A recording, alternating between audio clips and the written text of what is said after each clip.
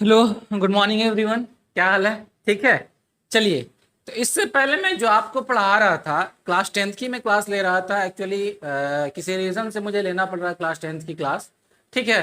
तो इससे पहले मैं पढ़ा रहा था, तो उसमें जब मैं आपको पढ़ा रहा था साथ में आपको नोट्स में ही मैं लिखवाते जा रहा था। लेकिन अब एक आइडिया जनरेट हुआ है कि वैसा करने का कोई मतलब ही नहीं बनता, टाइम वेस्टिंग है, वो टाइम वेस्टिंग है। मैं क्या करूंगा, आपको हर एक चीज यहाँ पे मैं अच्छे से बिल्कुल एक्सप्लेन कर दूंगा, और लिंक में मैं आपको नोट्स अवेलेबल कर दूंगा। वो ज्यादा अच्छा होगा। लोग कहते हैं ना कि time is money, smart work कीजिए। ठीक है। तो हम टाइम को बचाएंगे। हम क्या करेंगे? टाइम को बचाएंगे। टाइम इज मनी, बिल्कुल सही बात है। आप जो भी काम होगा आपका टाइम से ही होगा। ठीक है। तो अब तक हमने क्या था पढ़ लिया था? डिफेक्ट ऑफ आई तक हमने पढ़ लिया था। उसके बाद है डिस्पर्सन। सॉरी, एक मिनट। डिस्पर्सन। देखिए, डिस्पर्सन क्या होता है? डिस्पर्सन आपने भी शायद पहले सुना होगा क्लास 8 वगैरह में। जो स्पेक्ट्रम मुझे मिलती है प्रिज्म के थ्रू, तो that is known as dispersion. This phenomenon is known as dispersion. तो डिस्पर्सन के बारे में मैं अगर बात करूं, तो ये देखिए, ये क्या है? एक कोई प्रिज्म है। प्रिज्म है, ठीक है। ये मेरा एक कोई प्रिज्म है। जब प्रिज्म से व्हाइट लाइट पास होती है, कौन सी लाइट? White light. कौन सी लाइट है ये? White light. White light. White light का मतलब क्या हो गया? Sunlight. Basically sunlight. White light हम लोग बोलते हैं सनलाइट। तो सनलाइट में कोई एक कलर नहीं होता है, 7 कंपोनेंट ऑफ कलर होते हैं, जिसे हम violet, Indigo, blue, green, red, orange, yellow, जो भी है। ठीक है। तो वो सारे कलर होते हैं। मेनली हमारे पास 7 कलर ही होते हैं। जो नेचुरल कलर है वो मेनली मेरे पास 7 फिर और बहुत सारे कलर आपको, लड़कियों को ज्यादा पता होता है, रेड में भी कितने क्वालिटी निकाल लेते हैं, नहीं? हाँ, उन लोगों को ज्यादा पता। लेकिन जो मेरे पास नेचुरल कलर है, जो मुझे गॉड ने दिया है अभी, हाँ, जो the colour which provided by the god is 7 colour. And this 7 colour we can find from the prism. अब आप व्हाइट लाइट है, इस व्हाइट लाइट को, this white light is passes from prism. जब ये व्हाइट लाइट प्रिज्म से पास होगी, तो ये 7 कंपोनेंट ऑफ कलर में क्या करेंगे कि टूटेंगे। ठीक है। 7 कंपोनेंट ऑफ कलर मुझे देंगे, 1 2 3 4 5, ये रहा एक 6, एंड वन थिंग इज 7। ठीक है। कुछ इस टाइप से ऐसा मुझे मिलेगा, कुछ इस टाइप से ऐसा मुझे मिलेगा। और ये जो है, ये व्हाइट लाइट किसी, चलो मैंने यहाँ पे एक क्या लगा दिया, एक कोई स्क्रीन लगा दिया या कोई पट्टी लगा दिया, तो ये व्हाइट लाइट जाकर मुझे यहाँ पे मिला, यहाँ पे मिला। ठीक है। ये लीजिए, ये लीजिए, ये लीजिए, ये लीजिए, एंड ये रहा, ऐसा कुछ गया। ठीक है। तो this white light, the dispersion of white light into 7 component of light, that is known as dispersion, या फिर the distribution of white light, ये भी आप बोल सकते हैं। ठीक है। the splitting of white light, ये भी आप बोल सकते हैं। सबसे अच्छा वही रहेगा, the splitting of white light into 7 component of color, that is known as क्या बोलते हैं उसको? That is known as dispersion. देखिए, मैंने दिया है डिस्पर्सन। और जिस पट्टी पे मुझे, जिस स्क्रीन पे मुझे जो मिलती है, that is known as spectrum. ये है आपका स्पेक्ट्रम। ये जो मुझे पूरा मिला, ये ऐसा नहीं, ये जो मुझे पूरा मिला, that is known as spectrum. मैं बता रहा हूं। अब वो कलर कौन कौन से हैं? सबसे पहली बात है, इसे जब हम इंडिकेट कर, violet, Indigo, blue, green, yellow, orange, red. ठीक है। इसे हम शॉर्ट में लर्न करने के लिए एक ही बार पढ़ते हैं, विबग्योर। शॉर्ट में लर्न करने के लिए क्या पढ़ते हैं? विबग्योर। याद रखना, विबग्योर। आप डायरेक्ट पढ़ देना। अच्छा, विबग्योर कहाँ से पढ़ना है आपको? नीचे से पढ़ना है, आप कभी ऊपर से नहीं पढ़ना। ठीक है। VIBGYOR, VIBGYOR. और ये जो मुझे,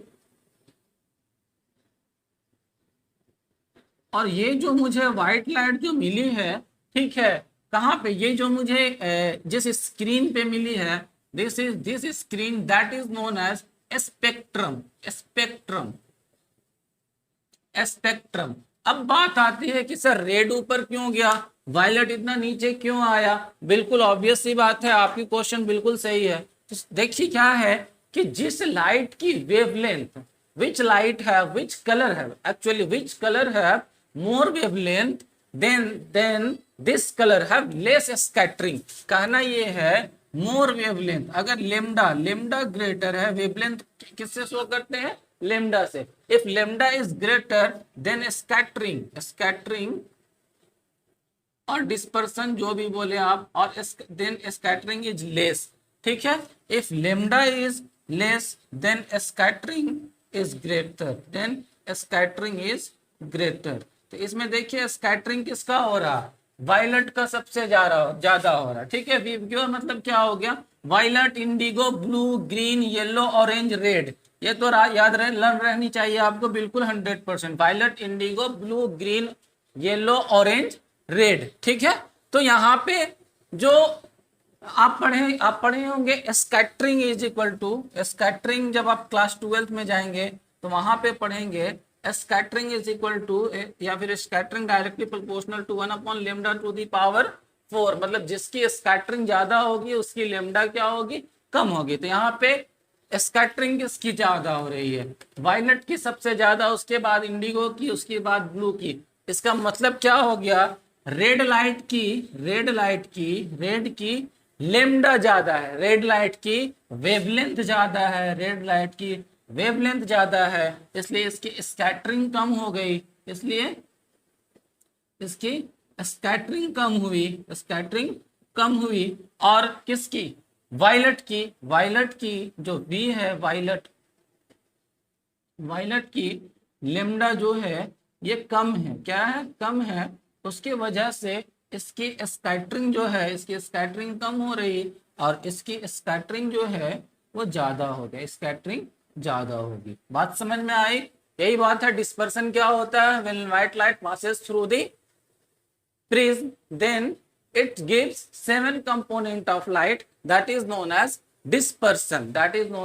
dispersion। चलिए ठीक है, डिस्पर्सन भी हो गया। अब डिस्पर्सन में आता है, एक बात आती है न्यूटन फेनोमेनन, हमारे पास क्या है, एक से एक साइंटिस्ट है, बहुत सारे साइंटिस्ट है, मतलब दिमाग लगाते रहते। मैं आइंस्टाइन वगैरह की कहानी बताऊंगा ना तो आप बिल्कुल शॉक कर दो, क्या सर रियली में ऐसा है। हाँ रियली में ऐसा है, वो लोग वैसे थे, उन्होंने एक साइंटिस्ट है, उन्होंने दिमाग लगाया। अब दिमाग क्या लगाया, इसको मैं दे देता हूं हेडिंग, न्यूटन फेनोमेनन। क्या, न्यूटन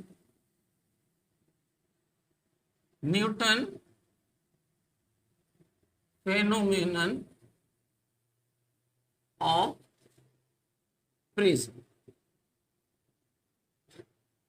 ये मतलब कैसा कैसा दिमाग लगाते रहते थे ये लोग। अब इतना आ गया, इसमें इनको सेटिस्फैक्शन नहीं हुई, अब इतने पे इनको सेटिस्फैक्शन नहीं हुई। इन्होंने क्या करा, इन भाई साहब ने क्या कहा, न्यूटन साहब ने क्या करा कि इसके जस्ट रिवर्स एक और प्रिज्म रख दिया, इसके जस्ट रिवर्स में एक और प्रिज्म रख दिया, ये लीजिए, एक और प्रिज्म रख दिया, ये लीजिए। ठीक है, एक प्रिज्म रख दिया। आप लिखते जाना, जहां पे जरूरत हो आप पॉज करके लिखते जाना, मैं जरूरत पड़ेगी तो वहां पे मैं रुक भी जाऊंगा। अब इन्होंने क्या करा कि एक और प्रिज्म को रख दिया। अब जब प्रिज्म को रख दिया तो यहाँ पे क्या हुआ, ये जब व्हाइट लाइट गई, ये ऐसे गई और कहीं एक जगह पे आ गई, ऐसा गया और कहीं एक जगह पे आ गई, सॉरी किसी एक जगह पे आ गई है, ऐसा कुछ है।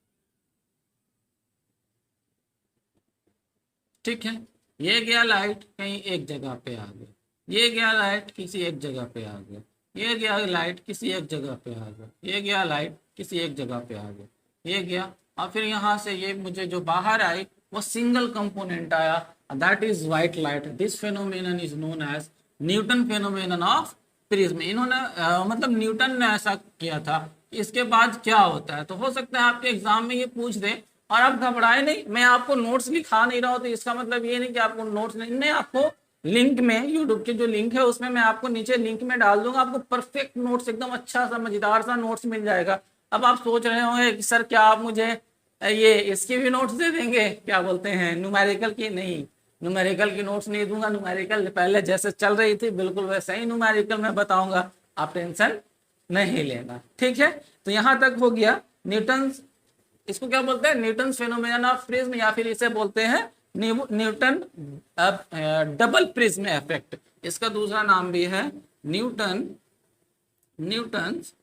Double prism effect, Newton double prism effect, Newton double prism effect, ये भी नाम है इसका, ठीक है। तो आपको क्वेश्चन अगर आता है आपके एग्जाम में तो आप मतलब आप कॉन्सेप्ट समझ के चुके हैं कि एक्चुअल में हो क्या रहा है, तो उसके अकॉर्डिंग अब आप क्या कर सकते हैं, मतलब कर सकते हैं। आप पॉज करके जल्दी से लिख लें, मैं आपको 2 मिनट का टाइम दे रहा हूं, ठीक है।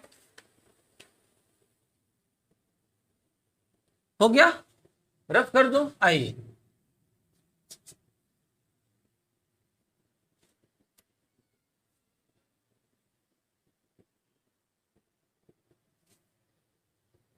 ठीक है, अब बात करते हैं, हालांकि ये क्लास 10th में नहीं है लेकिन इसकी यूजेज है, क्लास 10th के सिलेबस में तो नहीं है लेकिन यूज बहुत ज्यादा है, रेनबो फॉर्मेशन में, इन सब चीजों में इसकी यूज है। तो आते हैं बात करते हैं critical angle and total internal reflection पे, critical angle, critical angle and total internal reflection पे, एंड टोटल इंटरनल रिफ्लेक्शन पे। अगर आपको ये समझना है, ये 12th में बहुत इंपॉर्टेंट टॉपिक भी है, 10th में एग्जाम पे तो नहीं देता लेकिन वो रेनबो फॉर्मेशन वगैरह अगर आपको समझना है तो इसे समझना बहुत जरूरी होता है, ठीक है। तो अगर आपको इसे समझना है critical angle and total internal reflection को, तो आपको लाइट रिफ्लेक्शन एंड रिफ्रैक्शन जो मैंने पढ़ाया है इससे पहले वो आपको पूरा देखना पड़ेगा, तभी समझ में आएगा।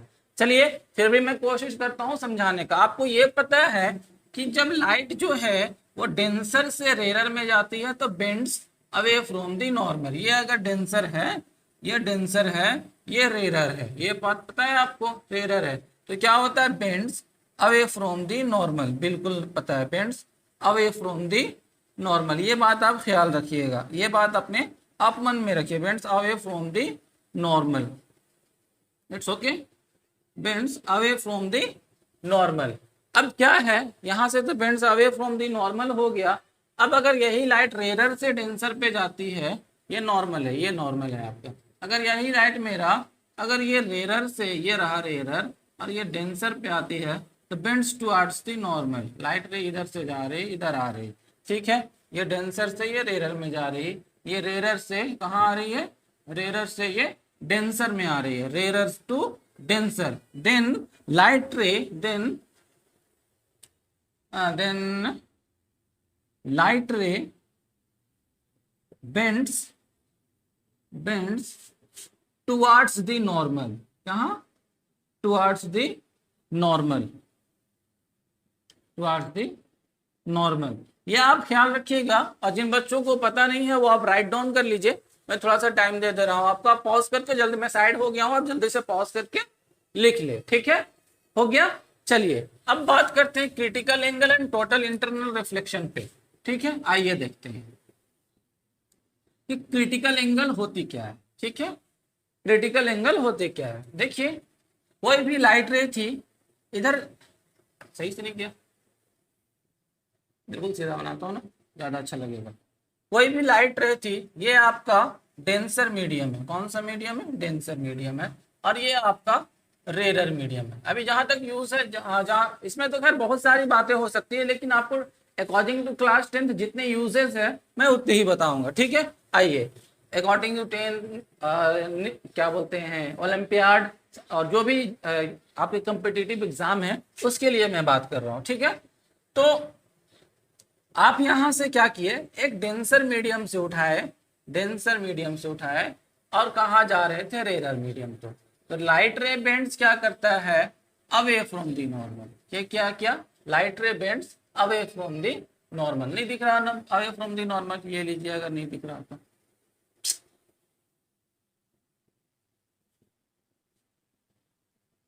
कभी कभी मार्कर ना धोखा देता है। Bends away from the normal. अब क्या किए, if we increase the angle of incidence, मैंने आपसे पहले भी बताया है कि आपको इसका फर्स्ट यूनिट देखना होगा लाइट का। उसमें मैंने बताया है कि अगर आप एंगल ऑफ इंसिडेंस बढ़ाते हैं तो angle of, if we increase the angle of incidence then angle of refraction also increases. Here if we, ये देखिए, ये आई है, ये आई है angle of incidence. If we increase the angle of incidence then angle of refraction also increases, ऐसा हो गया। अब मैं इंक्रीज करते जा रहा। If we go on increasing the angle of incidence then at a particular value of angle of incidence, then a particular value of angle of incidence, light ray rays on the interface, ये आपका interface है, light रे raises on the interface. अगर नहीं दिख रहा तो मैं मार्कर से, रेड मार्कर से कर दे रहा हूं आपको। ये देखिए, ये इसकी बात मैं कर रहा हूं, रेजेस ऑन द इंटरफेस। चलिए ठीक है। this angle of incidence is known as critical angle, this angle of incidence is known as critical angle। यहां तक तो ठीक है सर, क्रिटिकल एंगल समझ में आ गया बिल्कुल। अब देखिए मैं फ्री हैंड कर रहा हूं तो थोड़ी सी गड़बड़ सड़बड़, थोड़ी सी तिरछी लग रही होगी। आप बिल्कुल एकदम परफेक्ट बनाना और सीधा बनाना, ठीक है। अब क्या है, यहां तक तो हो गया। अब मैं क्या कर रहा हूं, if we still increase the angle of incidence, यहां तक तो सही था, ये क्रिटिकल एंगल ऑफ इंसिडेंस, और जो ये जो एंगल था रिफ्रैक्शन, ये 90 डिग्री बन जाता है। ये कितना बन जाता है, 90 degree. Then at that situation refracted ray raises in the interface, ठीक है सर। अब यहां तक तो ठीक हो गया, क्रिटिकल एंगल आ गया। क्रिटिकल एंगल कहां पे आ गया, जब एंगल ऑफ रिफ्रैक्शन 90 डिग्री बनी। अब मेरा ये कहना है, if we still increase the angle of incidence, मैं क्या किया, अभी फिर से और भी एंगल ऑफ इंसिडेंस को मैं इंक्रीज कर दिया। क्या कर दिया, मैंने एंगल ऑफ इंसिडेंस को और भी इंक्रीज कर दिया, ऐसा, ठीक है।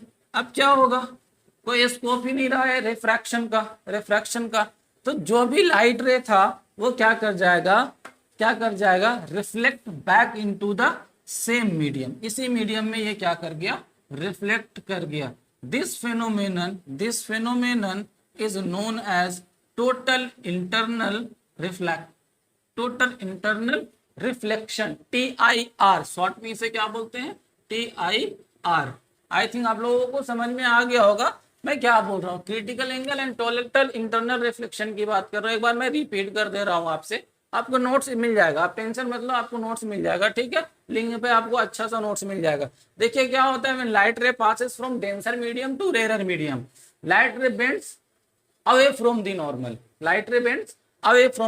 Normal, if we go on increasing the angle of incidence, angle of refraction also increases। अगर मैं एंगल ऑफ इंसिडेंस को बढ़ा रहा हूं तो एंगल ऑफ रिफ्रैक्शन ऑब्वियस सी बात है वो भी इंक्रीज करेगी।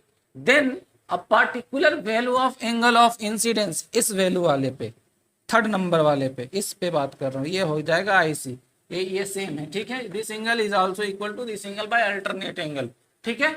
Then particular value of angle of incidence, किसी एक पार्टिकुलर वैल्यू पे एंगल ऑफ इंसिडेंस पे जो रिफ्रैक्टेड एंगल है that is equal to 90 degree, and at that time refracted ray raises in the interface, this बात याद रखना अब यहाँ पे अच्छे से।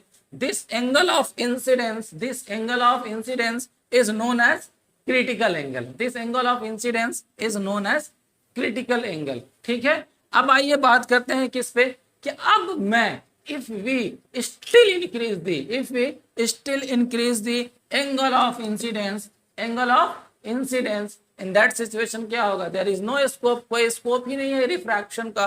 तो जितने भी लाइट रे थे वो किधर कर गए, बेंड, रिफ्लेक्ट कर जाएंगे, ना कि रिफ्रैक्ट करेंगे, reflect back into the same medium. Follow the laws of reflection, obvious सी बात है, लॉज ऑफ रिफ्लेक्शन की फॉलो करेगा। लॉज ऑफ रिफ्लेक्शन के लिए आपको मैं वही बार बार आपसे रिपीट कर रहा हूं कि आप जो है मेरे चैनल पे जाकर फिजिक्सपेडिया पे जाकर फिजिक्स बाय एसन आप सर्च कर सकते, फिजिक्स बाय एसन सर या फिजिक्सपेडिया आप जब सर्च करोगे तो वहां पे आपको मिल जाएगा। तो वहां पे जो यूनिट 10 है साइंस का, फिजिक्स का, तो आप उसे जाकर पढ़ें, ठीक है, लाइट रिफ्लेक्शन एंड रिफ्रैक्शन, तो आपको ज्यादा क्लियरिटी होगी, ठीक है।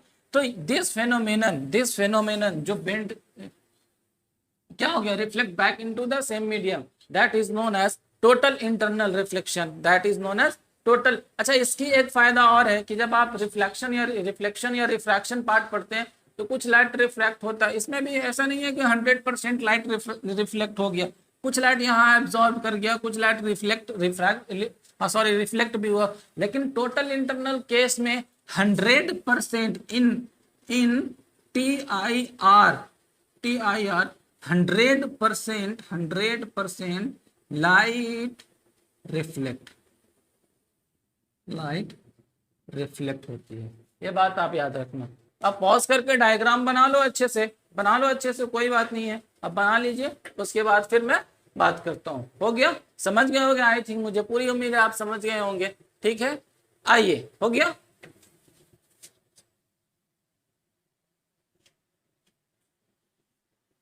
देखिए इससे टाइम मेरा कितना बच रहा है, मैं पूरा लिखना है, स्टार्ट करता हूँ, light ray passes from denser medium to rare medium and something something something, एकदम टाइम लग जाता है आपको भी लिखते लिखते, मुझे भी लिखते लिखते। उससे अच्छा है कि मैं आपको नोट्स प्रोवाइड कर दूं, लिंक पे दे दूं, सबसे ज्यादा बेहतर वही है। अब बात करते हैं स्कैटरिंग की, कि सर स्कैटरिंग होती क्या है, ठीक है। जो मेरा थर्ड टॉपिक है या जो भी टॉपिक है, ये है आपका scattering.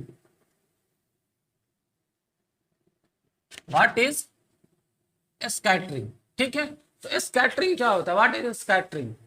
In atmosphere there is many tiny particle like dust, fumes, जो भी हो अपने, ठीक है, स्मोक, ये सारे चीजें रहते हैं।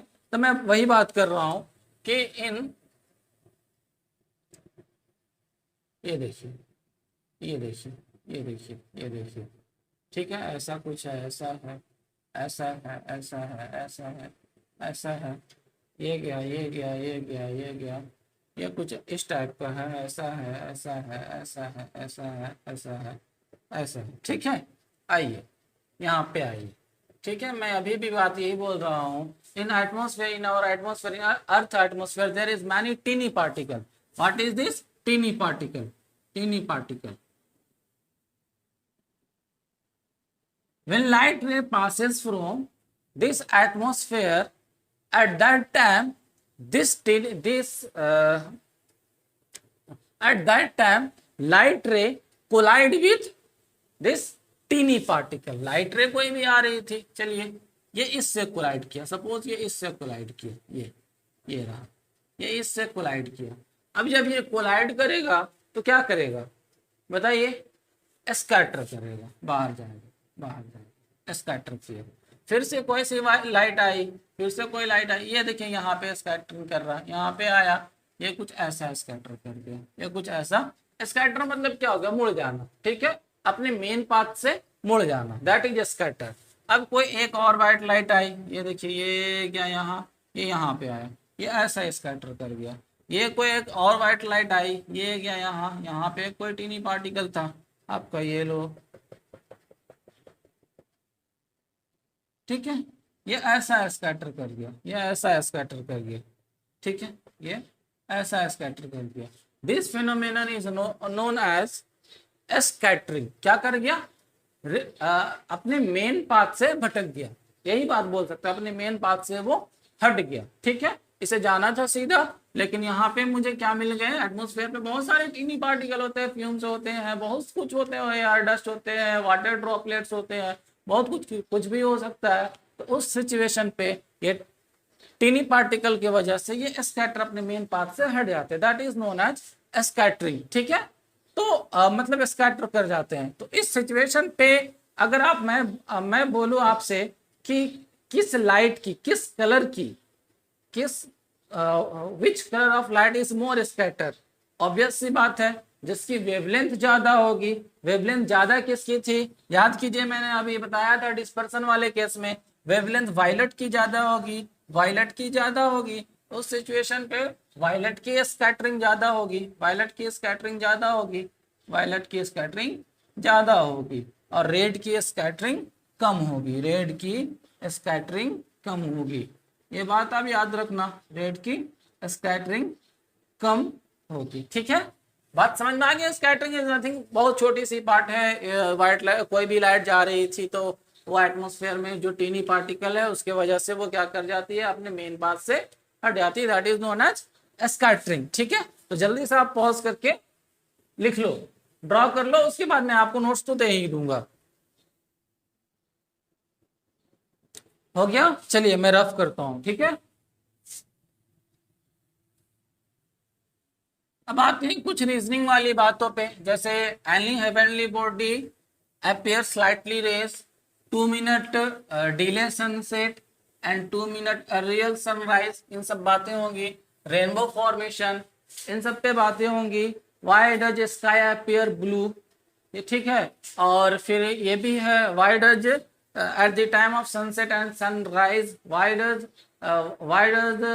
सन अपीयर मोर रेडिश, इन सब पे बातें होंगी। तो रीजनिंग में सबसे पहले मैं बात करता हूं आपसे, रीजनिंग जो है, ये रीजनिंग बोलते हैं इसे, रीजनिंग, रीजनिंग। ठीक है, तो रीजनिंग में सबसे पहले बात आती है, any heavenly body, any any heavenly body, any heavenly body appear appear slightly raised, slightly raised, reason क्या है, रीजन क्या है? आपको जो भी कोई भी से आकाशीय पिंड, आकाशीय बॉडी है, हेवनली बॉडी है, वो थोड़ा सा उठा हुआ दिखता है, थोड़ा अपने एक्चुअल पोजीशन पे ना दिखकर आपको थोड़ा सा उठा हुआ दिखता है। रीजन क्या है? देखिए, अगर मैं सपोज करता हूँ ये मेरा अर्थ है, ये मेरा अर्थ है, ठीक है। अर्थ के ऊपर क्या है मेरे पास? एटमॉस्फेयर है। ज्यादा बड़ा नहीं बनाऊंगा, नहीं तो दिक्कत हो जाएगी। एटमॉस्फेयर है,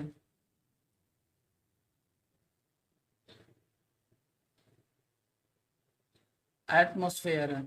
अब आप ये बताएं, अर्थ से जैसे जैसे आप ऊपर जाते हैं, आपका, मैं बार बार बोल रहा हूँ, आप रिफ्लेक्शन है, रिफ्रैक्शन जाकर पहले पढ़ ले, उसके बाद इस यूनिट में आना, तो आपको ज्यादा क्लियरिटी होगी। ठीक है, अब ये अर्थ है और ये मेरा क्या है, अर्थ के ऊपर बाहर से जो एटमॉस्फेयर है, दैट इज एटमॉस्फेयर।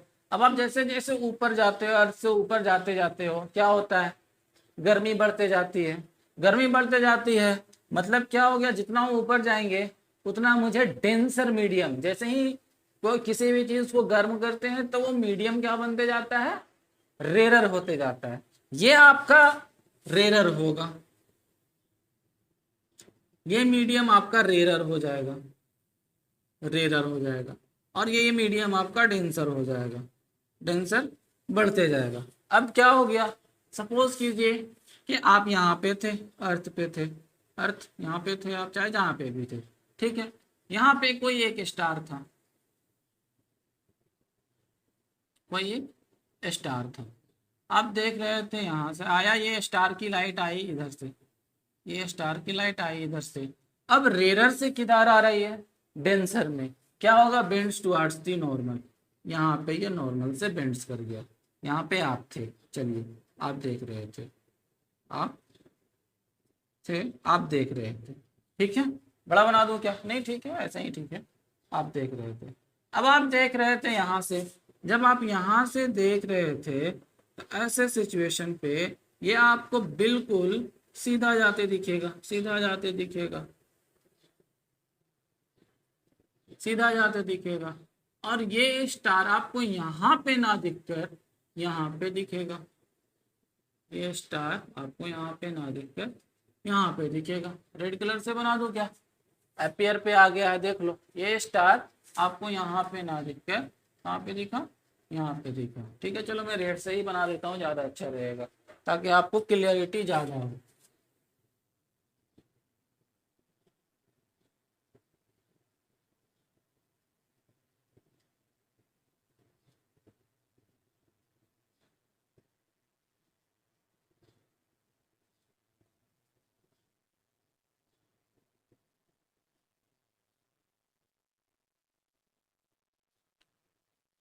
ठीक है, ये था एपियर,